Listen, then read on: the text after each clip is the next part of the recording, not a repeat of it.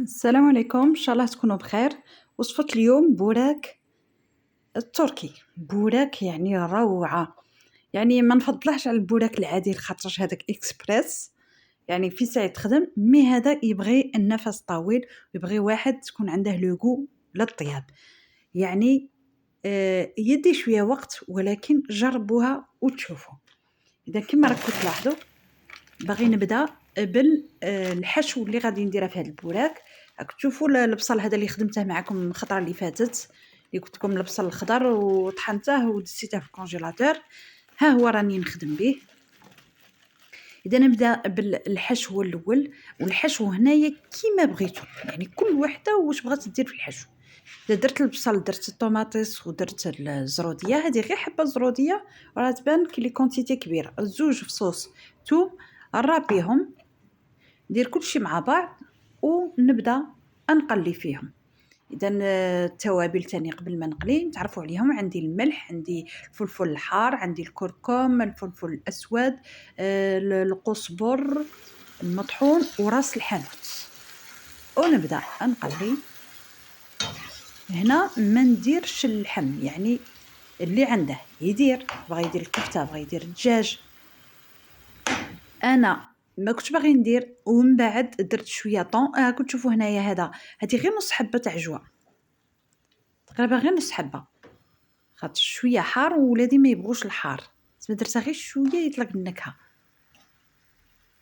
وكما قلت لكم زدت غير بغيت هذه نزيدها اضافه، زدت غير قوطي تاع طون واحد تاع طوماطيس، بغيتو ديروا تاع الزيت، بغيتو ديروا تاع الطوماطيس. وهنا خليت هذاك السائل اللي موجود في الطون باش شويه يساعد في هاد العقده. ونطفي ونخليه على جهه يبرد. نمشي دروك العجينه، عجينه بسيطه غادي نديرها كي عجينه المسمن.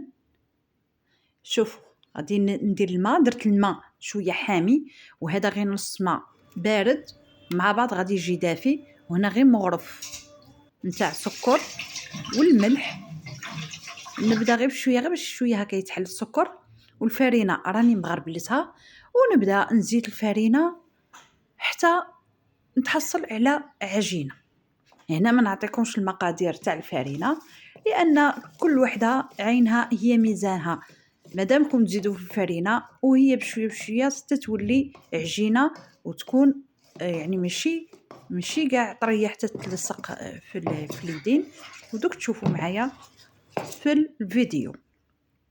اذا هي تقريبا غير عجينه المسمن بصح، بما انني غادي نديرها على شكل بوراك، اذا غادي نزيد لها واحد الطريقه. اذا ما نحرقش المراحل نخلي حتى نجي لهاد المرحله. كما كنت لاحظوا راني غير بشويه بشويه نزيد في الفرينه وندلمها. شوفوا كي راها كي لميتها راها شاده روحها ماشي تتلصق. في هاد المرحله كي منها كي تشد روحها نجيب المارغرين، تقريبا هكا واحد المغرف ونص نتاع مارغرين راها ديجا غامولي، ونبدا ندخل فيها باش نكسب شويه العجينه باش تكون مثل عجينه التوريق. هنا المارغرين كما بغيتو ديروا حتى المارغرين تاع التوريق معليش. ونبدا نعجن حتى ندخل هذيك المارغرين كاع في العجينه. اذا نخدم هكا بوده، وغادي نبدا نقسمه على زوج في الاول. اذا هو نشكل في البوده دروك نجي نقسمه على زوج كيما هكا متساويين، ومن بعد كل جزء نقسمه على زوج باش نتحصل على 4 كريات تاع العجين.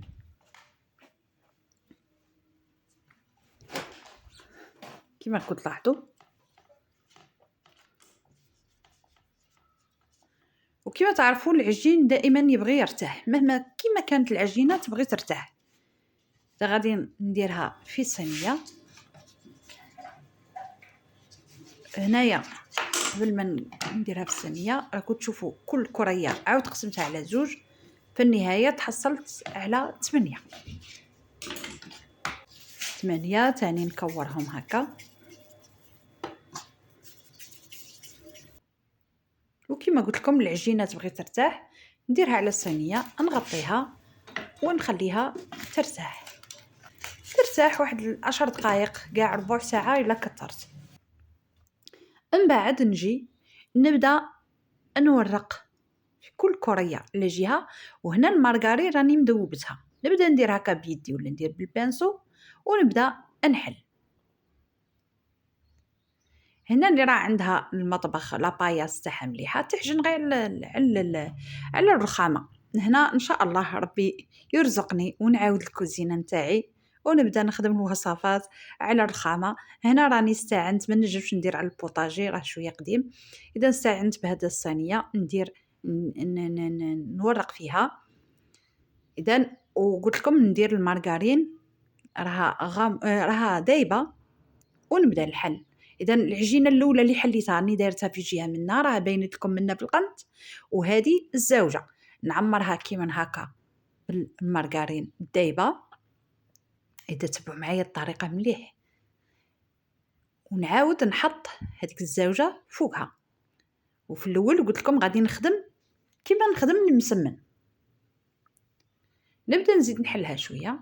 الوجه الفوقاني تاني ندير له المارغرين كما كنت لاحظوا، ومن بعد نبدا نحل فيها كيما هكا، نزيد نوسعها. كل ما نزيد نرققها كل ما تجي يجي فيوتي هذا البوراك. وكي ارتاحت العجينه غادي تتحل بسرعه. على هذه قلت لكم دائما العجينه تبغي تريح شويه، ما نخدمش دائما يعني جوست يعني غير نكمل نخدم لا. ومن بعد هنايا قلت لكم كيما المسمن نطوي هذا الوجه على هذا الوجه، ومن بعد تاني نزيد نحل بهذا الشكل باش نوسعها. ندير تاني مارغرين، قلت لكم هذا كاع يساعدني باش تخرج شويه مورقه. ومن بعد تاني نطوي هذا الوجه على هذا الوجه، وكيما هكا كملت مع هذه نخليها على جهه ونخدم بنفس الطريقه لدوك الكريات اللي بقاو. سما دائما زوج مع بعض، سما شحال غادي نتحصل على 4 بنفس الطريقه. غادي نكمل نبدا نحل. قلت لكم مادام نرقق ومادام هو هذا البوراك يخرج ناجح. راكم تلاحظوا كل مره ندير المارغرين دايبه ونعاود الطريقه كما درت في الخطره الاولى، نطوي كما طويت طريقه المسمن.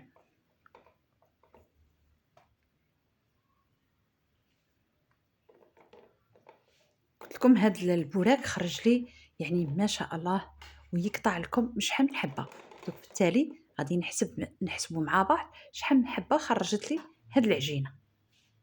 راني غير نعاود في العمليه بالنسبه للكريات اللي بقاو باش تزيدوا تفهموا مليح. اذا طريقه بسيطه وحاجه جديده. كما قلت لكم العقده تفنوا فيها كما بغيتوا، يعني انواع الخضر تتفنوا فيها. اللحم بغيتو ديروا بغيتو ما ديروش، بغيتو ديروا غير البصل والطوماطيس تجي تاني حاجه شابه ولذيذه. راكم تعرفوا باللي الطبخ فن يعني، والابداع فيه واسع. كما قلت لكم هنا نتحصلوا على 4. خليها شويه تريح. قلت لكم العجينه دائما السر تاعها انها تريح. هنا كما قلت لكم راني تغبنت شويه مع هذا البوطاجي جي قديم، استعنت بهذا الكيس وبديت نحل. نتوما اللي يكون عندكم الرخامه غادي ترشوها غير بشويه فرينه وتبدا تطلق معكم العجينه. اذا كما كنت لاحظوا راني ندير العقده بهذه الطريقه. نزيد الفرماج، هنا درت فرماج نتاع موزاريلا، نجموا ديروا فرماج اللي بغيتوا النوع اللي توفر عندكم.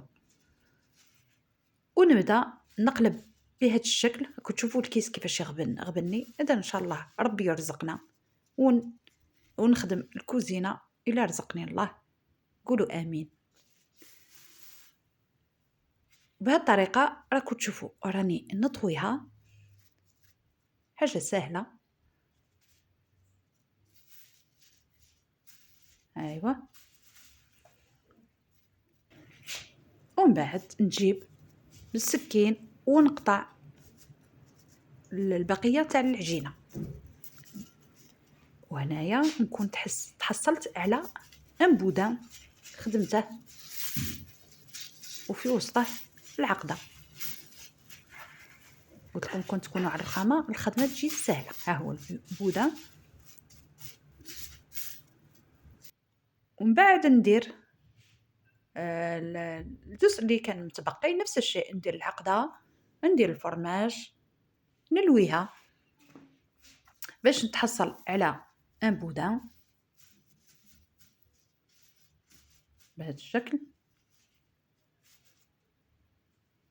نلوي ماشي شحال خضراء، غير قد ما تنطوى هاد الحافه على التحتانيه كيما هنايا. ما نخليتش كاع هذاك الباقي نزيد ثاني نلوي خاطر يجي غليظ. هذيك الحاشيه التاليه قلعتها.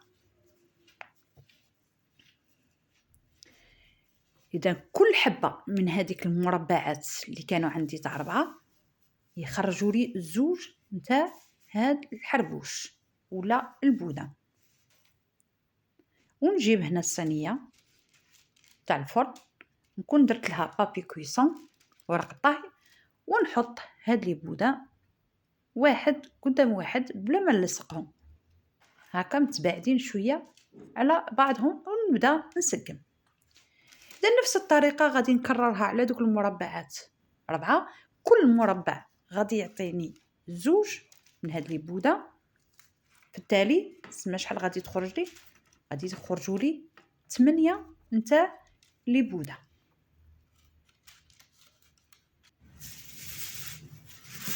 شوفوا الطريقه كيفاش نرفدها، معليش ما تخافوش منها. ثم كي تحطوها على الصينيه تبداو تسقموها.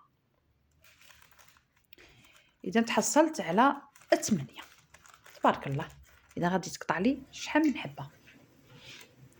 ودوك نجي نطلي صفار البيض، زدت معاه شويه حليب، نطليهم مليح باش يعني يجي يخرج لي احمر ومجمر. هنا نبدا نقطع بهذا الشكل باش نتحصل على البولاكات الصغار. يعني ما نقطعش حتى الطيب، ما غادي يجي الشكل مخربش وتبدا تتفتت. لا، نقطعها دروك ونقطعها، ماشي يعني غير ندير نخيل كي من هكا. لا، نقطعها حتى يوصل السكين حتى لتحت. كل وحده عطاتني شحال؟ 1 2 3 4. كل وحده عطاتني 4. اذا شوفوا راه عندي 8 نتاع لي بودان، كل بودان عطاني 4 حبه نتاع البوراكات. كل شيء غادي يخرج 32 حبه. اذا شفتوا العجينه كيفاش قليله كانت صغيره ويخرج لي 32 حبه تبارك الله. ونزيد لفوقها الجنجلان، بغيتو ديروا السانوج اللي بغيتو. ندخلها على فرن يكون ديجا حامي، بعد نضبط درجه الحراره على 180، نخليها طيب في خاطرها. تقريبا دات لي ساعه، النار كانت متوسطه، ومن بعد غير بدات تشد روحها من التحت، شعلت من الفوق باش تاني الفوق يطيب، لان التحت والفوق راه كيف كيف. اذا شعلت من الفوق تقريبا واحد الساعه وهي طيب، خاصها تطيب مليح. ومن بعد كي قربت تطيب زدت شعلت النار، رجعتها فور خاصه من الفوق باش دات هذا اللون الذهبي. وحنا نبغوها كيما هكا تكون مجمره. يعني في البيت ما يبغوش داك السفوران، ما يبغوها حمراء مجمره كيما هكا ما شاء الله. وراكم تلاحظوا شوفوا كي قسمتها، راكم تشوفوا التوريق كيفاش راه واضح. وما نقول لكمش كي كانت طيب، يعني العقده تبدا تخرج الريحه نتاعها شاهي ما شاء الله. غادي تجربوها وتشوفوا. اذا شوفوا كيفاش داير. والصوت مش عارف لا راه قاعد الصوت تاع الخرخشه، يعني كروستيونت تخرج. اذا هذه هي. اذا شوفوا كي نبدا نقردها، شوفوا داك التقطاع كيفاش يساعدني باش نبدا نقطع هاد البوراكات الصغار. وهذه هي. نتمنى هذه الوصفه تكون نالت اعجابكم وتجربوها وتخلوا لي في التعليقات وتقولوا لي كيفاش خرجت لكم. وهذه هي، مع السلامة في فيديو آخر إن شاء الله. وانتي اللي كتلاحظيني لأول مرة وما شاركتيش في القناة، يلا دخلي في قناتي واشتركي وتعرفي على باقي الفيديوهات، وهذا فضلا وليس أمرا. ومع السلامة في فيديو آخر إن شاء الله.